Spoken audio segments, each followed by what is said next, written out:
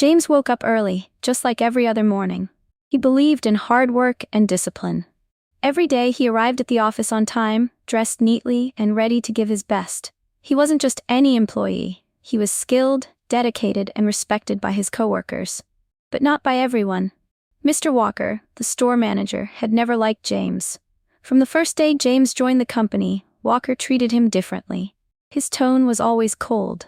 He rarely acknowledged James's contributions, even when others praised his work. At first, James thought he was imagining it. Maybe Walker was just a strict boss, but over time, the pattern became clear. Walker often ignored James's suggestions during meetings, even when they were good. He would micromanage James while leaving other employees alone. Sometimes, he would even blame James for things that weren't his fault. The worst part? James couldn't complain. He had seen what happened to other employees who spoke up. They either got fired or forced out. So, James stayed quiet. He worked harder, hoping his dedication would prove his worth. His coworkers noticed the unfair treatment, but no one wanted to get involved. It was easier to stay silent than risk their own jobs. James wasn't the type to play the victim. He kept his head down and focused on his work. He believed that if he just worked harder, things would change. But James was wrong, because no matter how hard he worked, Mr. Walker had already made up his mind. And soon, James would face the consequences. James continued working hard, hoping his dedication would eventually change Mr. Walker's attitude. But things only got worse. It started with small things. Mr. Walker would give James impossible deadlines, then criticize him for not meeting them. If James finished a task early, Walker would nitpick the tiniest details, making him redo the work for no reason. Meetings became a nightmare. Whenever James spoke, Walker either interrupted him or ignored his ideas completely. Other employees noticed, but no one said anything.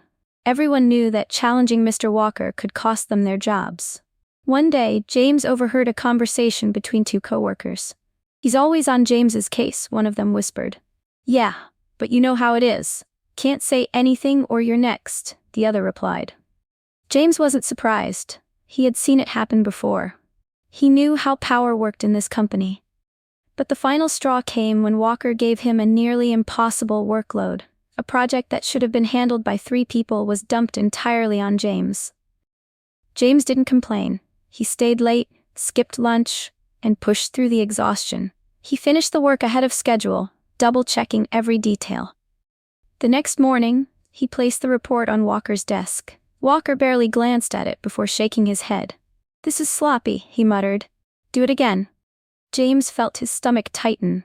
He had given everything to this project. "With all due respect, sir," James said calmly, "I followed every guideline. Can you tell me what's wrong with it?" Walker's eyes darkened. He stood up, towering over James. "I don't have to explain myself to you." The office went silent. Everyone stared, but no one spoke. James clenched his jaw. He had done everything right. But it didn't matter, because Walker had already decided, no matter what James did, it would never be good enough. And soon, Walker would take things even further. James arrived at work the next day, determined to stay focused. He had been through this before. He knew Walker would find any excuse to make his life harder. But today felt different. There was a strange tension in the air. At noon, Walker called James into his office. James stepped inside, his heartbeat steady. He had done nothing wrong. Walker leaned back in his chair, arms crossed. "James, I'm afraid we have a problem." James remained calm. "What's the issue, sir?" Walker slid a document across the desk.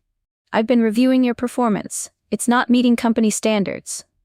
James frowned. That didn't make sense. He had consistently met and even exceeded expectations. "With all due respect, sir, I've completed every assignment on time. My work has been accurate. Can you tell me exactly what's wrong?" Walker smirked. "It's not just about one report, James. It's about your overall attitude." James felt a cold wave of anger rise in his chest, but he controlled it. "My attitude?" Walker sighed dramatically. "You question instructions. You don't seem like a team player. This company needs people who fit the culture." James knew what that meant. He had seen Walker make up excuses to push people out before. Still, he tried one last time. "Sir, I've worked hard for this company. I've done everything asked of me. If there's an issue, I'd appreciate the chance to improve." Walker stood up. I'm sorry, James. The decision is final. James took a deep breath. He had no power here. If he fought back, security would be called. If he pleaded, it would only feed Walker's ego. He stood tall. Understood. Walker seemed surprised by James's composure. Maybe he expected anger or begging, but James wouldn't give him that satisfaction. He walked out of the office, past his silent coworkers. Some avoided eye contact. A few gave him sympathetic glances. But no one spoke up. He grabbed his things, keeping his head high. He wouldn't let Walker see him break. As he reached the exit, he heard Walker's voice behind him. "Good luck, James, you'll need it." James didn't respond. He stepped outside, taking a deep breath of fresh air. He had lost his job. But he hadn't lost his dignity, and Walker had no idea what was coming next. James spent the next few days applying for jobs. He wasn't going to waste time feeling sorry for himself. He had skills, experience, and determination. Someone would see his worth. Meanwhile, back at the company, things started falling apart. Walker had assumed firing James would make the office run smoother. Instead, it did the opposite. James had handled key tasks that no one else knew how to manage. Deadlines were missed. Clients started complaining. The employees, once too afraid to speak up, began talking. "James did all the hard work," one whispered. Yeah, and Walker just fired him for no reason. It didn't take long for upper management to notice. Complaints started piling up. Employees reported Walker's unfair treatment. Some even mentioned past incidents of discrimination. Then the company's financial department ran an internal review. The results were bad. Mismanagement, high employee turnover, and complaints from staff painted a clear picture. Walker was the problem. One morning, Walker walked into the office, confident as ever. He didn't notice the unusual silence. Then his phone rang. "Mr. Walker, report to the executive office immediately." His stomach twisted. Something wasn't right. When he arrived, the board members were waiting. A thick file sat on the table. His name was written on the cover. The meeting was brutal. They laid out everything: his poor leadership, mistreatment of employees, and bad financial decisions. Then they dropped the final blow. "Due to your actions, we're letting you go, effective immediately." Walker sat frozen. Fired? Him? This wasn't how things were supposed to go. Security escorted him out of the building. Employees watched in silence, just like they had when James was fired. But this time no one felt bad. Walker had no job, no backup plan, and no idea what to do next. And soon, desperation would lead him somewhere he never expected. Walker sat in his car, staring at the office building where he once ruled. Just days ago, he was the one in control, making decisions, firing people like it meant nothing. Now, he was the one who had been thrown out. He had no idea what to do next. At first, he convinced himself he would find another job quickly. After all, he had years of management experience. But reality hit him hard. He updated his resume and started applying to companies, confident someone would call him back. No one did. Days turned into weeks. His savings started shrinking. He cut back on spending, hoping something would come through. But every interview ended the same way. "Thank you for coming in, Mr. Walker. We'll be in touch." But they never called. He couldn't understand why. He had the experience, he had the qualifications. What was the problem? Then one night, he finally saw it. He searched his own name online. What he found shocked him. Former employees had left reviews about him on job sites. The words toxic manager, discriminatory, and unfair treatment were everywhere. His reputation had followed him. No one wanted to hire him. As bills piled up, he got desperate. He reached out to old colleagues, hoping for a reference. Some didn't respond. Others politely said they couldn't help. Walker, who once thought he was untouchable, was now struggling just to get an interview. One day, while scrolling through job listings, something caught his eye. A startup company was hiring. The position was below what he was used to, just a basic office job, nothing managerial. But at this point, he had no choice. He clicked on the listing, filled out the application, and submitted it. Then he saw the company name. His heart stopped. The company belonged to James, the same James he had fired. Walker sat frozen, staring at the screen. He thought about withdrawing the application. But what other choice did he have? He needed a job, even if it meant working for the man he had once humiliated. He closed his laptop, sighing deeply. Now all he could do was wait. James sat at his desk, going through job applications. His company was growing fast and they needed more employees. He scanned through resumes, checking qualifications and experience. Then, one name made him pause. Michael Walker. James stared at the screen, his heartbeat steady. Could it really be that Walker? He opened the file, reading through the details. The work history matched. The experience matched. It was him. The same man who had fired James without reason. The same manager who had humiliated him in front of everyone. And now that same man was asking for a job. James leaned back in his chair thinking. His first instinct was to reject the application immediately. After everything Walker had done, he didn't deserve a second chance. But then, a thought crossed his mind. Walker had once been in a position of power, controlling people's futures with a single decision. Now, the roles had reversed. James had the power. He could reject Walker and make him feel the same pain.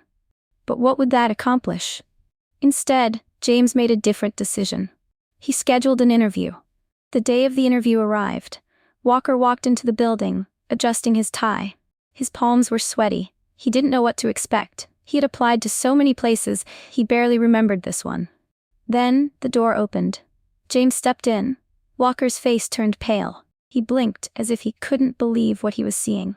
"Hello, Mr. Walker," James said calmly. Walker swallowed hard. He had expected many things from this interview, but not this. James sat down and gestured for Walker to do the same. For the first time, Walker wasn't the one in control. He was the one being judged. James picked up the resume. "So tell me about your experience." Walker hesitated, unsure of how to respond. He could barely meet James's eyes. I have years of management experience," Walker said carefully. James nodded, flipping through the papers. "Yes, I see that. But tell me, why did you leave your last job?" Walker's throat went dry. He couldn't say he was fired. He couldn't admit that his own actions had led to his downfall. But James already knew the truth. For the first time in his life, Walker felt truly small. He cleared his throat. "I made mistakes," he admitted, "and I paid the price." James studied him, his expression unreadable. The silence stretched. Then, James spoke. "Let's continue." Walker exhaled, relieved that the interview wasn't over. But he had no idea what James was really thinking and whether he would get the job or not. Walker sat stiffly in the chair, his hands clasped together. He could feel the sweat on his palms. He had never felt this nervous in an interview before. James sat across from him, flipping through the resume. His face was calm, unreadable. "So," James said, "you mentioned mistakes. Can you be more specific?" Walker swallowed hard. He had spent years intimidating people in interviews, making them feel small. Now, the roles had reversed. I wasn't the best leader," Walker admitted, choosing his words carefully. "I didn't always treat people fairly." James raised an eyebrow. "Is that how you would describe it?" Walker knew James wasn't going to make this easy, and he didn't deserve easy. He took a deep breath. "I treated my employees poorly. I was unfair, and I fired people for the wrong reasons." James nodded slowly, "Including me." Walker dropped his gaze. He couldn't deny it. "Yes," he said, his voice low, "including you." Silence filled the room. Walker braced himself for rejection. It would be fair. He had no right to ask James for anything after what he had done. But James surprised him. "I have an open position," James said. "It's not management. It's an entry-level role. You'd be reporting to a supervisor, taking instructions instead of giving them." Walker blinked. He had never worked under someone before, not since his early days. But he had no choice. "I understand," Walker said, "and I'd be grateful for the opportunity." James leaned forward slightly. "This isn't a favor, Walker. If I hire you, I expect you to work just like everyone else. No special treatment, no second chances." Walker nodded. "I won't disappoint you." James studied him for a moment, then slid a contract across the table. "Sign it," he said. Walker hesitated, then picked up the pen. The same hand that once signed James's termination letter was now signing his own job acceptance. He had fallen far. But maybe, just maybe, this was a chance to change. The first few days were tough for Walker. The office felt different now. He wasn't in charge anymore. He was just another employee taking orders and doing tasks. It was humbling. Adjusting was hard. For years he had told others what to do. Now, he had to follow orders. But he knew if he wanted to keep the job, he had to adapt. James treated him professionally, expecting him to do the work without showing favoritism or judgment. Walker showed up on time, completed tasks, and kept his head down. The arrogance faded, replaced by determination. Walker quickly learned that respect had to be earned, not demanded. James held him to the same standards as everyone else, no special treatment. If his work was subpar, James would correct him without hesitation. Walker realized how many opportunities he had wasted by thinking respect came with position. The hardest part was working with the same people he had once managed. They had seen his worst side. Now he had to ask for help. Some were uncomfortable, and who could blame them? He had fired people without thinking twice, but over time something changed. Walker started listening more, asking questions, and working with people, not just telling them what to do. Slowly, others began to respect him again, not because he demanded it, but because he earned it. James quietly observed, letting Walker prove himself. It wasn't easy, and there were days when Walker doubted himself, but every day, he worked hard and treated others with respect. Little by little, Walker changed, not because he was forced to, but because he wanted to. He learned that true leadership wasn't about authority, it was about earning respect through actions.